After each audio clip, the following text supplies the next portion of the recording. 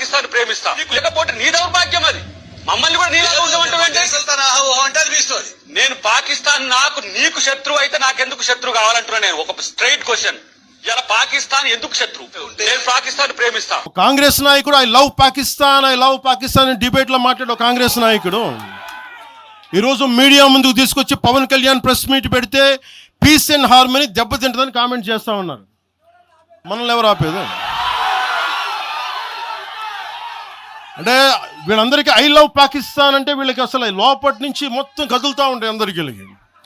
అంటే press meet పెడితే peace and harmony, మీరు ఐ లవ్ పాకిస్తాన్ అంటే it's okay. When I want do press address then it's an issue for you, law and order issue. అది పెహల్గామ్లో ఇంతమంది ఉగ్రవాదులు చంపేస్తే ఈ సోకాల్ కాంగ్రెస్ నాయకుడు ఎందుకయ్యా మాట్లాడలా? ఎందుకు మీరు నోరు మెదపలా?